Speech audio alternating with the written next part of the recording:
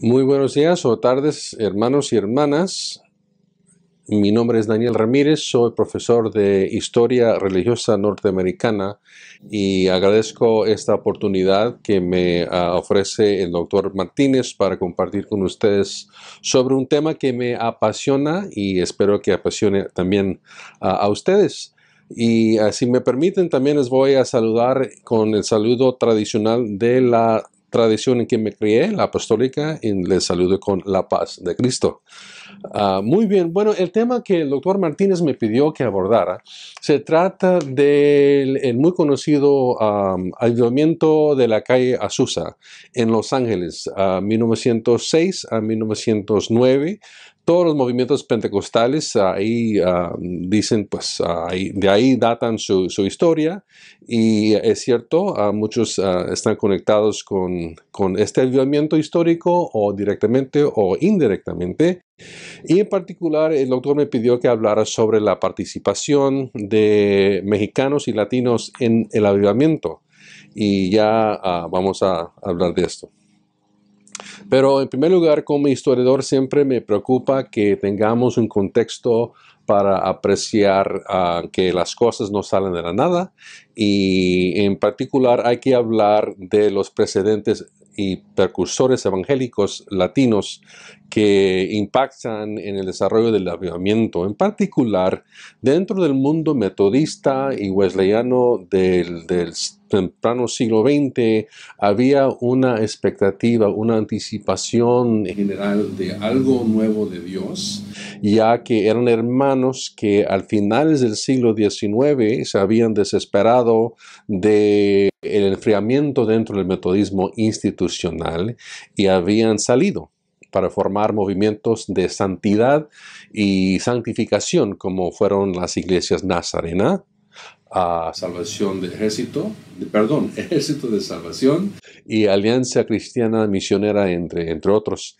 Y es en ese mundo donde se siente ya, se palpa algo de expectativa en cuanto a lo que Dios va a hacer. Y estoy hablando en general, blancos, negros y latinos. Bueno, finalmente llega el día, pero no es en 1906, es en 1901, cuando en un instituto bíblico en Topeka, Kansas, el director William Parham, Charles Parham, perdón, el director Charles Parham, juntamente con sus estudiantes, concluye después de estudio del libro de los Hechos de los Apóstoles que la evidencia del bautismo del Espíritu Santo de que se habla en el capítulo 2 de los Hechos de los Apóstoles es el hablar en lenguas. Y se da el fenómeno, comienza el avivamiento allí, luego pasa a Arkansas y finalmente a Texas, donde el hermano Parham pone otro instituto bíblico en Houston. Y es por Houston donde pasa un predicador de nombre William Seymour. William Seymour era afroamericano, hijo de ex esclavos de Luisiana, y este hermano siempre traía en sí un sentido o una búsqueda de armonía racial. Sale de Luisiana en el mismo año que la Corte Suprema de Estados Unidos decide el caso Plessy contra Ferguson, que va a poner las reglas o sancionar dejar que la segregación sea ley federal. Y este hermano va hacia el norte buscando más reconciliación racial en Cincinnati, se convierte al movimiento de santidad y es en esa búsqueda de más de Dios que él llega a Houston y él se convence de esta convicción de la evidencia del bautismo del Espíritu Santo. Y muy pronto le llega una invitación a irse a Los Ángeles y en tren segregado, a propósito, y finalmente llega acá y comienza a predicar un domingo en una iglesia afroamericana, Nazarena. Y vuelve en la tarde, el mismo día, para el segundo servicio y encuentra candados en las puertas. Entonces, obviamente un rechazo de su mensaje, y una pareja de la congregación se compadece de él, lo invitan a su hogar en la calle Bonnie Bray, en una vecindad afroamericana. Y ahí comienza una serie de reuniones de oración, y el 9 de abril de 1909 cae el Espíritu Santo y comienzan los hermanos a experimentar esta nueva amplitud en el Espíritu Santo y comienzan a hablar en lenguas. Hay muchos otros fenómenos que les convence que pues este es lo esperado. Hay mucha gente que comienzan a llegar a la casa, blancos y negros, y finalmente son tantos que ya no caben ahí y tienen que buscar otro lugar. Se enteran que el viejo templo de la iglesia afroamericana metodista en la calle Azusa está vacía y disponible para arrendar, y así lo hacen. El problema es que en el interino de cuando salió la congregación original, el edificio se había convertido en, pues, con varios propósitos, de alojar personas y también alojar caballos. Así que apestaba, y el gran problema era limpiar el lugar. Llegan las hermanas, en su mayoría afroamericanas, a preparar el lugar, y tienen que contratar a un equipo de trabajadores. ¿Y quién mejor en 1906 en Los Ángeles para hacer el trabajo sucio que mexicanos, que llegan con la compañía donde el futuro hermano Osterberg es el mayordomo? Y según él, y él es que cuenta esta historia, al llegar los hermanos ahí a limpiar el lugar y trabajar y remodelar, ahí están las hermanas, las guerreras de oración, y que les imponen las manos, y los católicos, y era la palabra que usaban para hablar de mexicanos, caen en el suelo y comienzan a hablar en lenguas.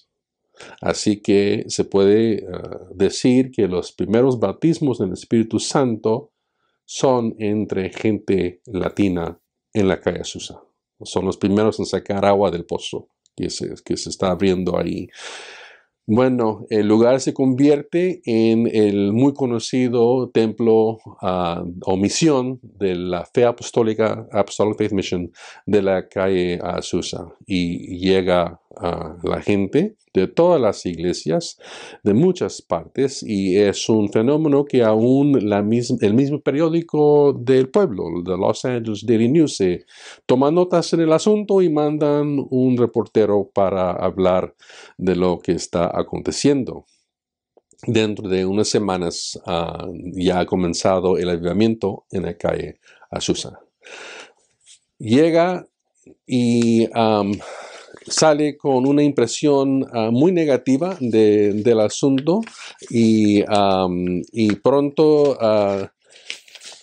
aquí estoy buscando, si me permiten, el reportaje que sale en el Los Angeles Daily News, y yo tengo la traducción aquí, y en primer plano del periódico Los Angeles Daily News sale este artículo: una choza casi caída, respirando o exhalando expresiones extrañas y pronunciando un credo que al parecer ningún mortal sano puede entender. La más reciente secta religiosa ha comenzado en Los Ángeles. Las reuniones se celebran en una choza destartalada en Azusa Street, cerca de la calle San Pedro, y los devotos de la doctrina extraña practican los ritos más fanáticos, predican las teorías más salvajes y trabajan ellos mismos en un estado de excitación loco en su peculiar celo. La gente de color y un rociada de los blancos componen la congregación, y la noche se hace odioso en el barrio para los aullidos de los fieles que se pasan horas balanceándose adelante y atrás en una actitud de nervios de la oración y la súplica. Dicen tener el don de lenguas y ser capaz de comprender la algarabía.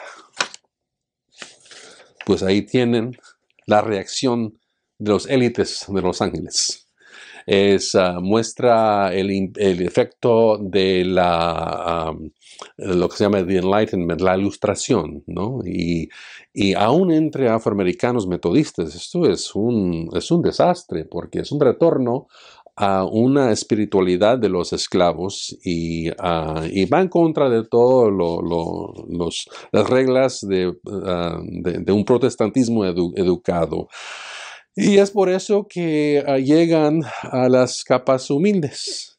Y entre las capas humildes, ya comenzando con aquellos trabajadores mexicanos, llegan varios personas que luego van a aparecer en el periódico que el grupo de Apostolic Faith Mission va a editar, que se llama Apostolic Faith, y de ahí podemos hoy día sacar datos y nombres y tenemos una lista de ellos.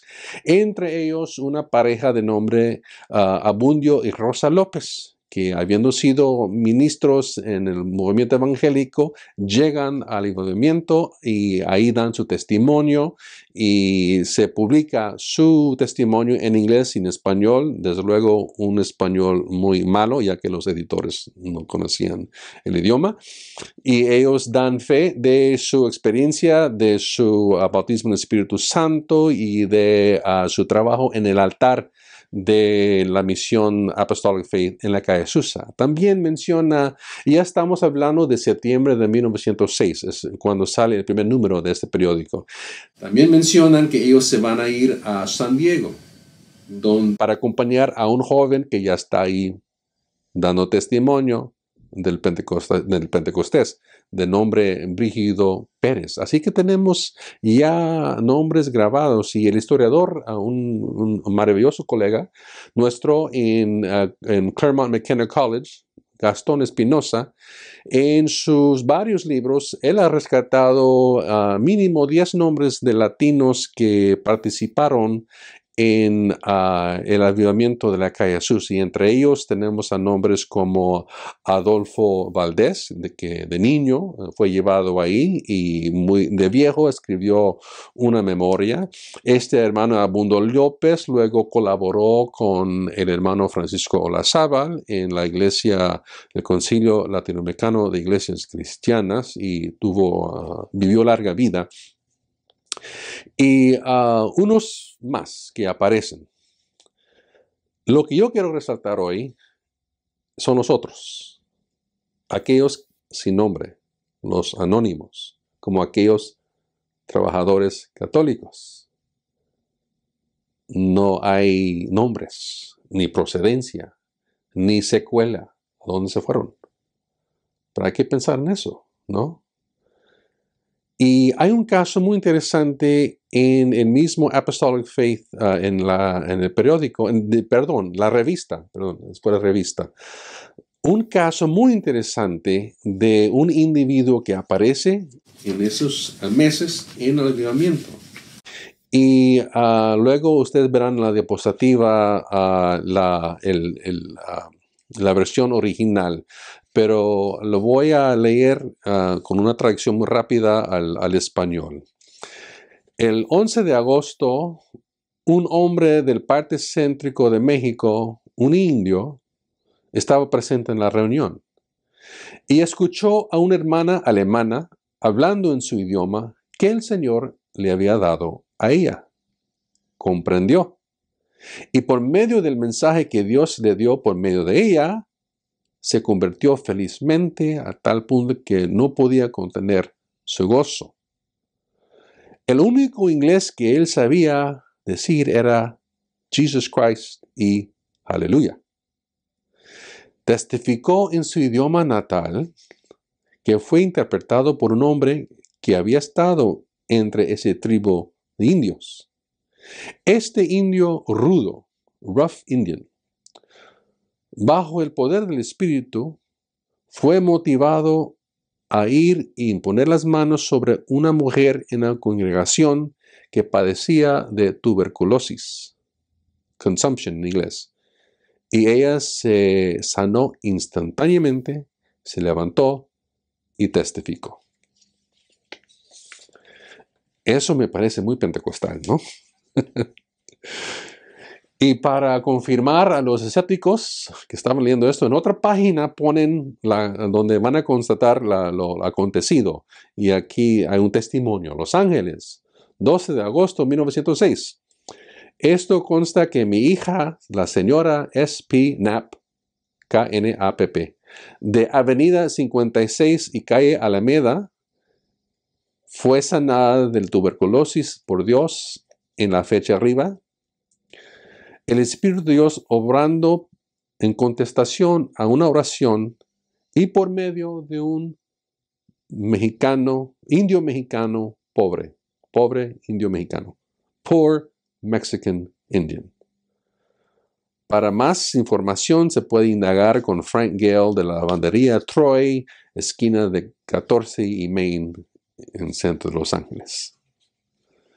Y creo que los pentecostales siguen haciendo eso, ¿no? Dando testimonio y luego buscando pues confirmación. Y basándose en ese episodio, luego en el siguiente número de octubre de 1906, los editores ponen estas palabras, esta editorial. Es notable cuán libres se sienten todas las nacionalidades. Si un mexicano o un alemán no puede hablar inglés, se levanta y habla en su propio idioma y se siente muy en casa porque el Espíritu interpreta por medio de la cara y la gente dicen amén. Ningún instrumento que Dios puede usar es rechazado debido a su color o vestimiento o falta de educación. Por eso Dios ha levantado esta obra. Pueden decir amén, hermanos. Y ahí se notan, ¿no?, las dimensiones multiculturales, de clase, multilingüísticos del fenómeno de la calle Azusa, del avivamiento. Y por eso toman nota del capítulo 2 de Hechos de Apóstoles, y esto confirma que es un nuevo Pentecostés, tardía Pentecostés, que se está experimentando y viviendo en Los Ángeles.